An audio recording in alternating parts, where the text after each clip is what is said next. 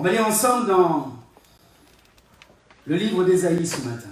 On vient à l'origine de la déclaration de Jésus. Tout à l'heure, Patrick, quand on était en train de prier, tu as cité cette déclaration de Jésus, qui est l'accomplissement de la prophétie qui venait du prophète Ésaïe.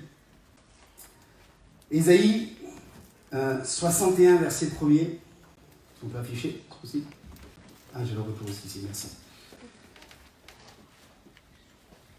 C'est le texte prophétique que Jésus va donner en disant « Aujourd'hui, cette parole que vous entendez est accomplie ». J'aurais pu le lire dans l'évangile selon Luc au chapitre 4, mais je voudrais revenir à l'origine parce qu'il y a des détails. Parce que quelquefois, on prend l'essentiel, mais j'aimerais qu'on garde aussi certains essentiels d'origine.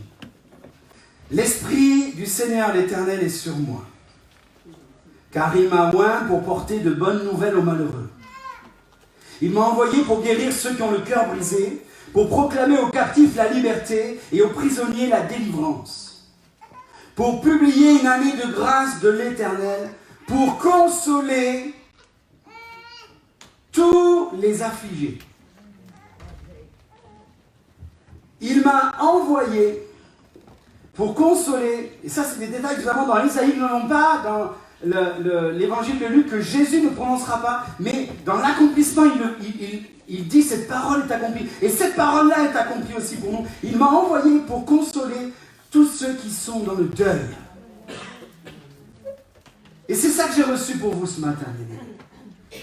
Je sais que vous avez traversé un contexte particulier ces dernières semaines. En priant pour quelqu'un, vendredi soir, il m'a partagé qu'il a vécu un contexte particulier il y a plus d'une année. Et ce contexte particulier, c'est le temps de deuil. Je crois que c'est votre papy Nico, particulièrement, plus d'autres. Nous vivons, avec mon épouse actuellement aussi, une période compliquée, puisque notre meilleur ami, Félina, notre meilleur ami, commun, ensemble, les médecins viennent de déclarer que il n'y aura plus rien à faire médicalement pour le traitement de sa maladie. Et dans ce moment-là, bien, soit tu regardes à la fatalité, soit Jésus est celui qui a vaincu la mort. Nous avons vécu l'année dernière dans notre église une période de deuil terrible. J'ai fait un jeudi l'enterrement d'une petite fille de 6 mois. Et le jeudi d'après, l'enterrement d'un garçon de 20 ans. Les deux étaient des enfants de parents de notre église. Et vous savez, quand vous rentrez dans le ministère, vous dites, Seigneur, je ne veux pas penser au jour où peut-être il y aura un cercueil blanc devant moi quand je prêche. Mais juste vous dire que ce moment-là est arrivé un jour. Mais au moment où tu es face au cercueil blanc, et que tu dois avoir la lourde responsabilité de prêcher à des personnes qui vont dire pourquoi, c'est là que tu réalises que Dieu est capable de consoler ceux qui sont dans le deuil. Et ce matin, je voudrais que dans la notion du deuil, on puisse y inclure, au-delà de la perte d'un être cher, un état peut-être où on se trouve. Un état de mort. Un état de fatalité. Un état d'arrêt. À cause de calamités, d'épreuves, de souffrances endurées, des souffrances peut-être d'ordre conflit conjugal, des souffrances d'ordre conflit familial. Tu ne sais plus comment gérer l'affaire. Des souffrances d'ordre conflit professionnel quelconque, une précarité, un temps de disette que vous pouvez traverser, qu'on pourrait traverser, qui pourrait nous faire dire un pourquoi. Et ce matin, dans cette notion qu'il m'a envoyé pour consoler tous ceux qui sont dans le deuil, je voudrais qu'on fasse notre focus, qu'on regarde bien. Le focus ne doit pas se porter sur pourquoi je vis cela, mais sur le comment je vis cela. Ça va faire toute la différence, bien-aimés. Et là, je reprends mon texte de Ésaïe, je n'ai pas encore parlé. partager, ou vous n'arrivez pas à partager. Je voudrais vous dire ce matin, je dois garder, je dois me revêtir de mon habit de louange au lieu du deuil. Alléluia. Amen. Quand je suis dénudé par le deuil, voici le comment et non le pourquoi. Le comment je dois revêtir, mon habit de louange. 1 Thessaloniciens, chapitre 5, verset 18, est écrit « Remerciez Dieu en toutes circonstances. » Voilà ce que Dieu demande de vous dans votre vie avec Jésus-Christ. Je voulais qu'on relise ce texte et surtout comment il ne faudrait pas le lire. Il ne faut pas lire ce texte, remercier Dieu pour toutes vos circonstances. Des fois, on a été formaté comme ça. Seigneur, je te remercie pour toutes mes épreuves. Comment tu peux remercier Dieu parce que tu es au chômage? Comment tu peux remercier Dieu parce que un être cher est parti? Et voilà ce que Dieu demande de moi. Seigneur, merci pour les épreuves. Dans votre vie, et des fois, on pourrait, au lieu de marquer avec Jésus-Christ, on pourrait mettre aussi pour Jésus-Christ. Si tu ne le fais pas pour Jésus-Christ, tu es un mauvais chrétien. Non, bien-aimé, remerciez Dieu en toutes circonstances. C'est-à-dire, quelles que soient les circonstances, même les plus terribles, je continue d'aimer Dieu avec Jésus-Christ. Par le Saint-Esprit. Alléluia. Quelqu'un a cité un jour, l'adoration est une position de cœur que nous gardons. C'est une vie où Dieu est au centre de tout ce que nous sommes, de tout ce que nous faisons et de tout ce que nous vivons, y compris au milieu des épreuves les plus terrassantes.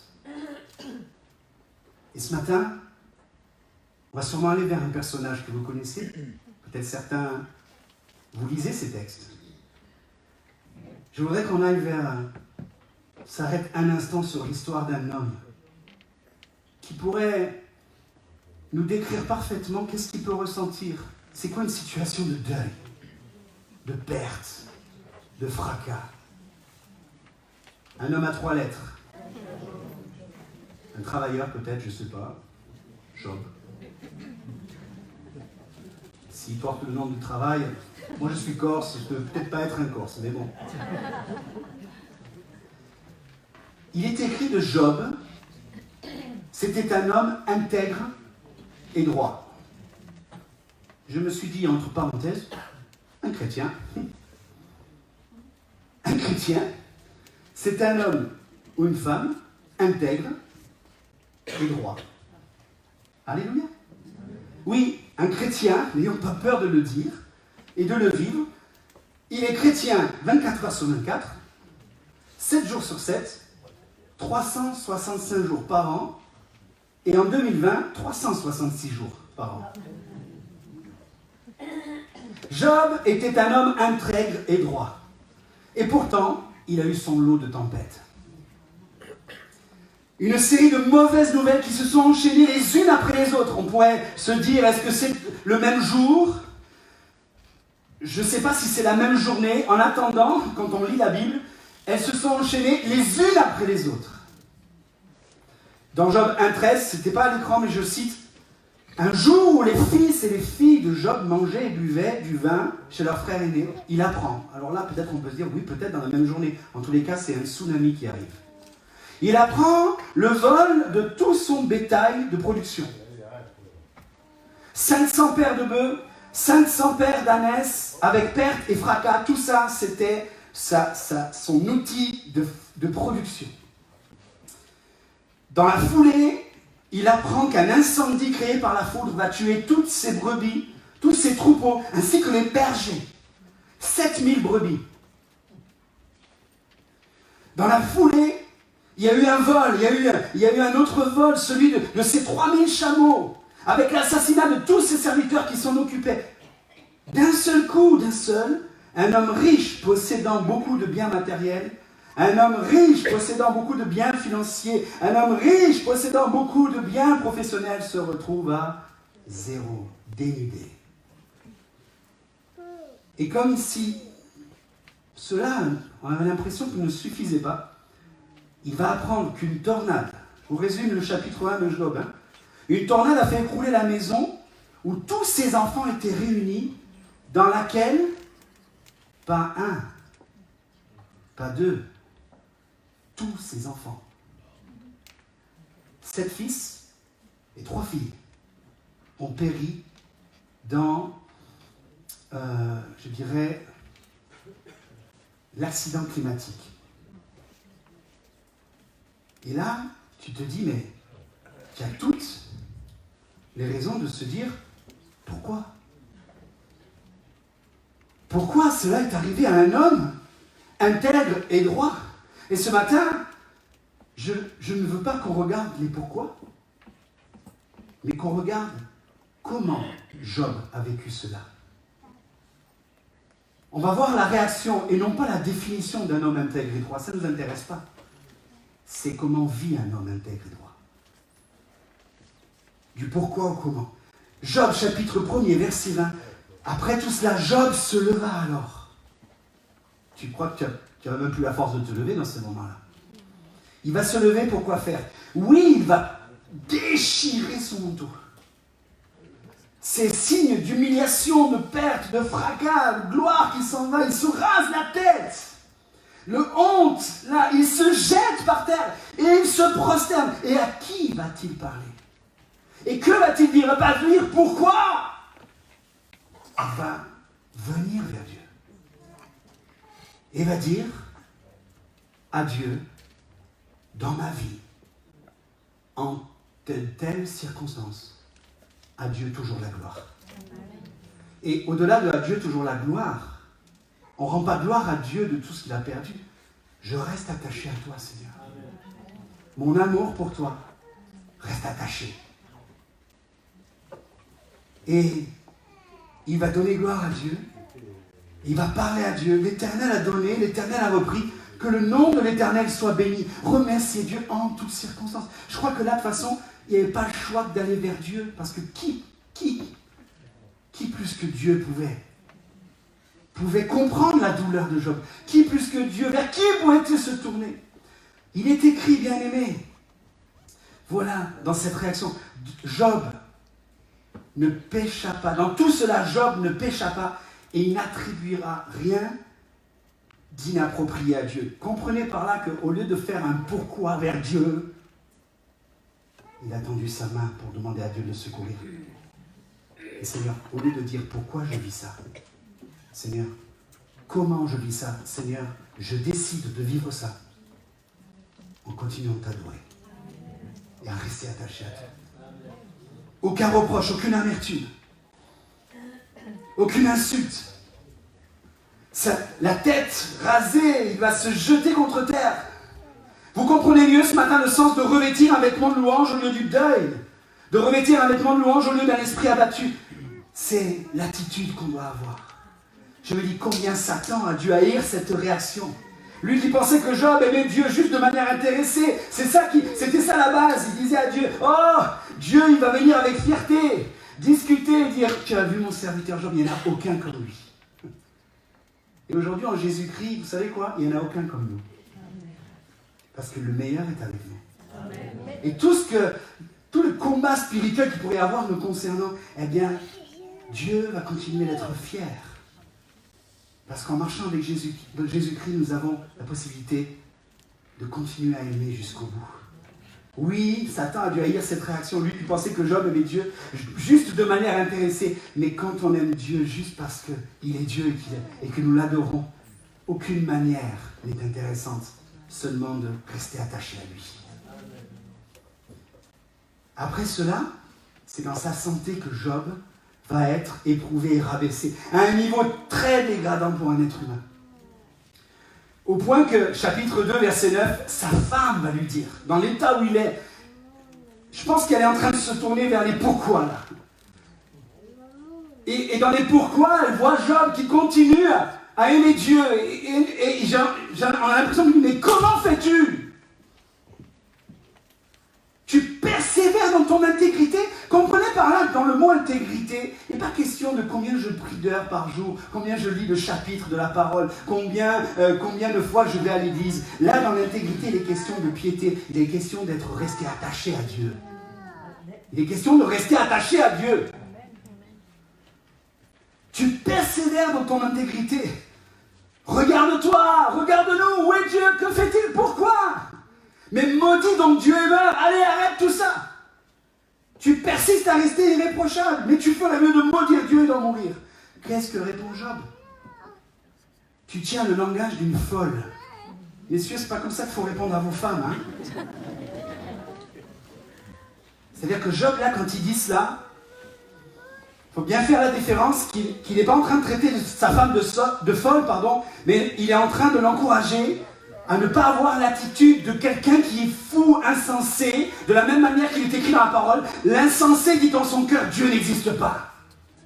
Job est en train d'encourager sa femme. Ne dis pas que Dieu n'existe pas.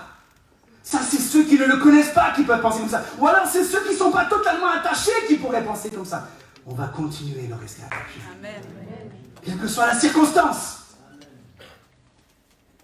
Il va exhorter sa femme à garder Dieu au centre de leur vie, au centre de leur couple, malgré les circonstances. Il va continuer. Nous acceptons le bonheur comme un don de Dieu. Alors pourquoi refuser quand on vit le malheur? Parce que dans le bonheur ou dans le malheur, Dieu reste Dieu.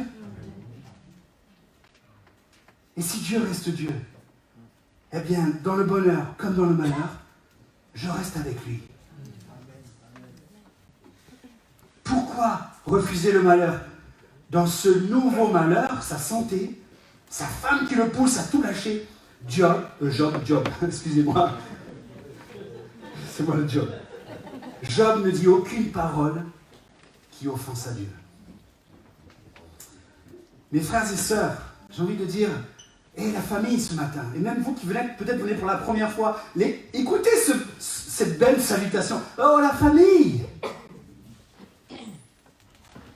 Revêtir un vêtement de louange au lieu du deuil nous amène que lorsqu'on est en train de sombrer, il vaut mieux sombrer avec Dieu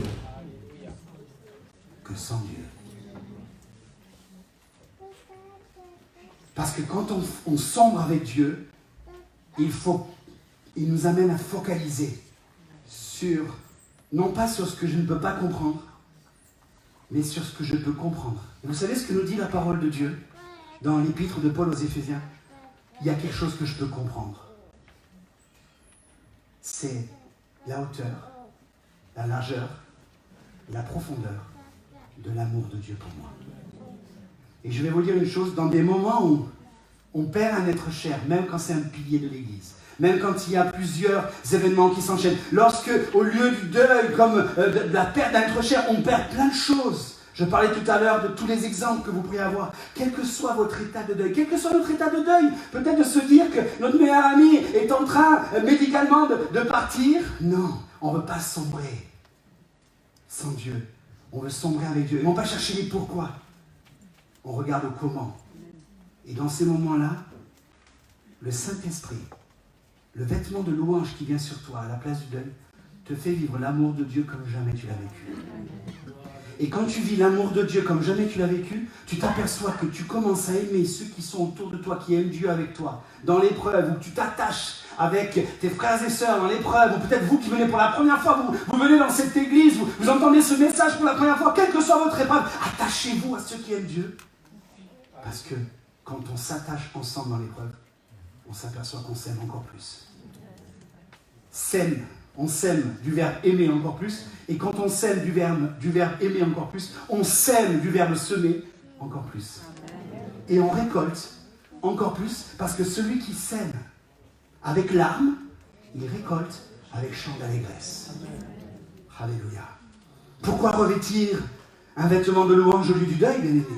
Parce qu'en gardant notre vêtement de louange au lieu du deuil, nous laissons Dieu le soin de nous restaurer. Au chapitre 38 du livre de Job, au chapitre 42, il est écrit que l'Éternel répondit à Job du milieu de la tempête. Il valait le coup de rester attaché à Dieu, il valait le coup de persévérer, il valait le coup de se battre contre les pourquoi de ses amis qui disaient « Mais Job, si tu es comme ça, c'est que tu as une situation de péché. » Non, il a tenu bon. Et un jour, au milieu de la tempête, Dieu a répondu. Alléluia. Job va pouvoir considérer l'infinie grandeur de Dieu, mais aussi l'infini bienfait de sa présence. Le vêtement de louange au lieu du deuil est une attitude qui va nous permettre de garder nos yeux fixés vers le ciel et non vers la terre, où les choses rouillent, où les choses périssent, mais les choses, quand on regarde vers en haut, les choses ne se détruisent point. Nous pouvons, là, garder un œil sur le Seigneur, garder un cœur. Je ne dis pas que tout cela se fait facilement. Je parle de garder votre état dans les moments où vous croyez qu'il n'y a plus rien qui bat. À partir du moment où vous continuez d'aimer Dieu, c'est lui qui fait battre votre cœur. Alléluia. La louange. Pourquoi garder notre vêtement de louange au lieu du deuil? Parce que la louange à Dieu est éternelle. Dieu est éternel. Tandis que le deuil, ce n'est qu'une douleur. Pardonnez-moi, je mesure mes mots, mais quelque chose qui est passager sur cette terre avec nous. C'est pour ça qu'on a besoin de... Le comment, c'est de regarder au ciel. Pourquoi? Regardons les descriptions des choses à venir dans le ciel. Regardez la mentalité du royaume de Dieu. Regardez ce qui se passe aujourd'hui dans le royaume de Dieu. Apocalypse, chapitre 21, verset 4. Il est question que lorsqu'on dépasse les choses de la terre, lorsqu'on regarde dans les choses du ciel, nous pouvons fixer et voir comment s'en sortir. Comment je vis cela? En regardant à Dieu. Dieu essuiera toute larme de leurs yeux. La mort ne sera plus. Il n'y aura plus ni deuil, ni cri, ni douleur, car ce qui existait avant a disparu. Celui qui est assis sur le trône dit, voici, je fais toutes choses nouvelles. Et bien aimé, moi j'ai envie de rappeler que nous n'avons pas besoin d'attendre d'arriver au ciel pour vivre ça. Si c'est à notre portée aujourd'hui, de notre regard, si c'est dans la parole de Dieu, c'est que nous pouvons vivre sur la terre les prémices du ciel. Et que dans les moments où il y a le deuil, où il y a le cri, où il y a les larmes, garder un vêtement de louange nous permet de surmonter cela vers celui qui habite déjà à l'endroit où il me prépare une place, où il n'y a ni larmes, ni cris, ni douleur. Et je crois que sur la terre, nous pouvons vivre les prémices du ciel. La consolation en gardant notre vêtement de louange. Eh bien, regardez, Job 42. L'Éternel rétablit la situation de Job dans son premier état. Il y a eu une restauration. Là, il est question, oui, de guérison physique. Mais moi, je crois que quel que soit l'état où on se trouve, l'état où on peut se trouver, on pourrait dire, on l'englobe dans le deuil.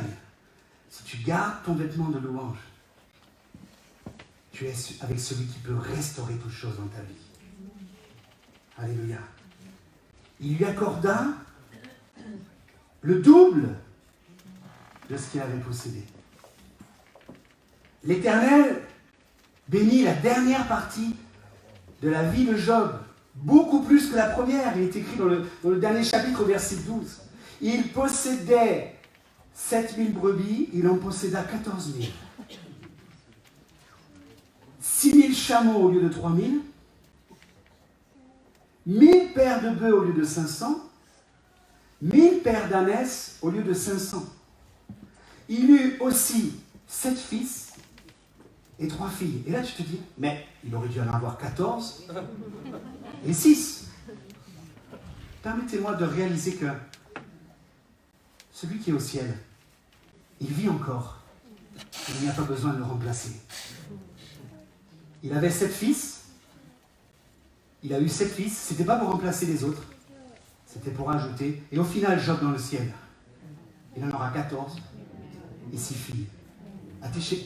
Attachons-nous aux choses éternelles. Amen.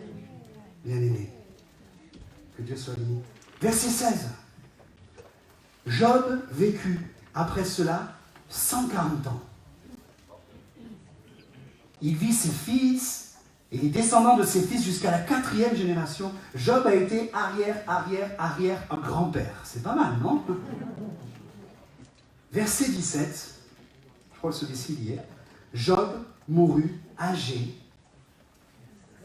et rassasié un jour.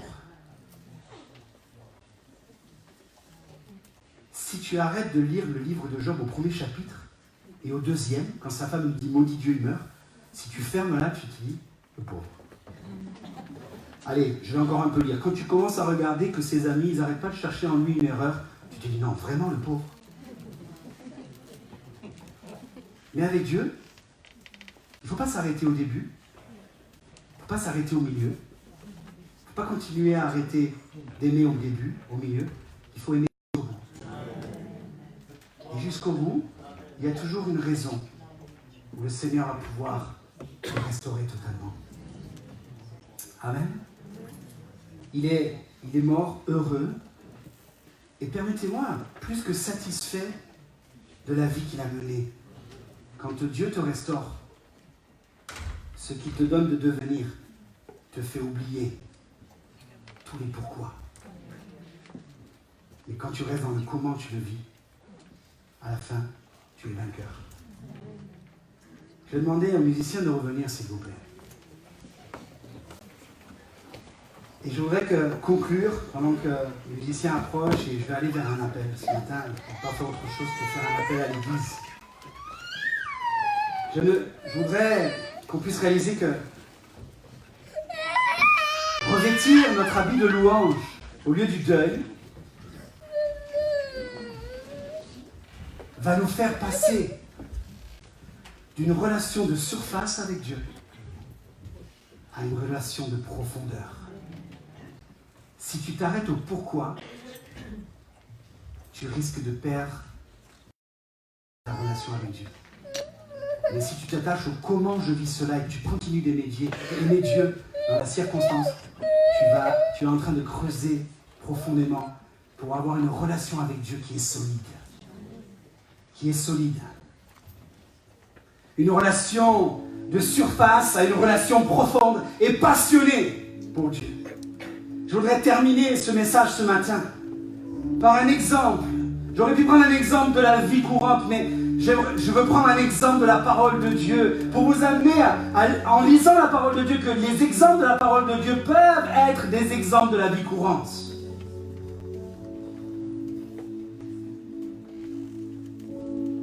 Il y a un point commun entre 3 femmes dans la Bible. Une femme qui s'appelait Naomi, une femme qui s'appelait Ruth et une femme qui s'appelait Orpa. Ruth et Orpa étaient les belles filles de Naomi. Naomi vivait à Bethléem. Bethléem veut dire la maison du pain. Et à Bethléem, la maison du pain, un jour il y a la famine. Tu te dis comment c'est possible qu'il y ait la famine à l'endroit où tu fabriques le pain. Au point que Abimelech, je confonds toujours Abimelech, Amalek, Abimelech, hein, merci Patrick. Le mari de Naomi va partir de Bethléem pour aller dans un endroit pour éviter la famine. Arrivé là-bas, avec leurs 2 fils, voilà que les 2 fils se marient. Un avec Orpa, l'autre avec Ruth. Concours de circonstances, étape de la vie, situation qui pourrait arriver. Parce qu'être chrétien ne nous exempte pas des épreuves de la vie. Mais être chrétien nous assure de surmonter les épreuves de la vie. Abimelech va mourir. Ses 2 fils vont mourir. Et voilà que Naomi, Orpa et Ruth vont traverser ensemble la même situation de deuil. La même situation de, quelque part, de précarité, parce que c'était les hommes à l'époque qui étaient la source et la manne financière, et vont traverser, pardonnez-moi, mais il faut être vrai aussi dans la vie, la même situation de sécheresse spirituelle. Et dans cette situation de sécheresse spirituelle, Naomi va apprendre qu'à nouveau à Bethléem, il y a encore du pain. Il n'y a plus la famine. Et qu'est-ce qu'elle va faire? À la fois, c'est un engagement personnel. Elle va décider de revenir à la maison où le pain est fabriqué. Jésus est le pain de vie. Tu peux avoir des situations dans ta vie, tu crois que c'est la famine, puis un jour, c'est plus la famine. Et Naomi a eu la bonne réaction de dire, je vais revenir. Quand je vais revenir, il ne faudra plus qu'on m'appelle Naomi, qui veut dire gracieuse, mais je vais me faire appeler Mara, qui veut dire amertume. c'est vrai que des fois les situations de deuil, de conflit, d'épreuve nous amènent à devenir amers. Et voilà que Naomi va dire à ses deux belles filles, allez-y, retournez chacune dans votre famille, dans la famille de votre mère. Que l'Éternel agisse avec bonté envers vous, comme vous l'avez fait envers ceux qui sont morts et avec moi. Que l'Éternel vous fasse trouver grâce à chacune, fasse trouver à chacune du repos dans la maison d'un mari quelconque. Puis elle les embrassa. Elles se mirent à pleurer tout haut, ensemble les trois. Et les deux belles filles lui disent, non, nous irons avec toi vers ton peuple. On s'aperçoit là qu'il y a des sentiments réciproques sincères. Mais Naomi va leur dire, retournez chez vous mes filles. Pourquoi viendrez-vous avec moi? Je n'ai plus de descendance à vous donner. Je n'ai plus rien à vous donner. Et là c'est pour nous qui te dit, soit tu regardes à ce que tu ne peux plus avoir, soit tu ne regardes pas à ce que tu ne peux plus avoir. Et oui, parce que j'ai rien à montrer de l'autre côté là. Mais d'un côté, on est sûr, il n'y a plus rien à donner. C'est pour ça qu'il est écrit qu'il faut remercier Dieu en toutes circonstances et non pas pour toutes les circonstances. Et ce verset-là, un jour je l'ai lu. Il m'a frappé, il a frappé mon cœur. Et aujourd'hui, je l'utilise pour nous ce matin. Lorsqu'elle dit « Retournez chez vous, mes filles ». Ruth, chapitre 1er, verset 14. Elles se mirent à pleurer tout haut. Orpa embrassa sa belle-mère et repartit chez elle. Mais Ruth lui resta attachée. Piété, intégrité. Mes frères et sœurs, il faut qu'il y ait une différence quand on vient à Dieu. Il y a une différence entre l'embrassade et l'attachement. Si on reste juste au stade de l'embrassade à l'église, l'embrassade quand on s'approche de Dieu, l'embrassade, vous avez un pasteur et à la Valette ils ont un pasteur, on aime les embrassades, on aime les accolades, on aime le top quoi. Les embrassades et les accolades autorisées. Hein. Si c'est que ça qui... Si c'est juste les bons moments. Oh Patrick, avec toi on rigole. Quel bon gars. Il joue fou, on aime bien lui prendre la vie. Ah Christophe, avec toi on rigole bien, c'est le top. Mais on est des hommes, hein. Et puis des fois, il y a des circonstances qui font qu'on n'a plus envie de faire les embrassades. Alors la facilité serait quoi? Aller vers d'autres embrassades. Mais avec Dieu, la réalité, c'est que si on reste au stade des embrassades, et dans la communion fraternelle, dans l'amour fraternel, si on reste au stade des embrassades, le jour où il n'y a plus la circonstance pour s'embrasser, qu'est-ce qu'on fait? On se quitte? Non. Quand on s'aime, quand on aime Dieu, et notre prochain comme nous-mêmes, une relation parfaite, équilatérale.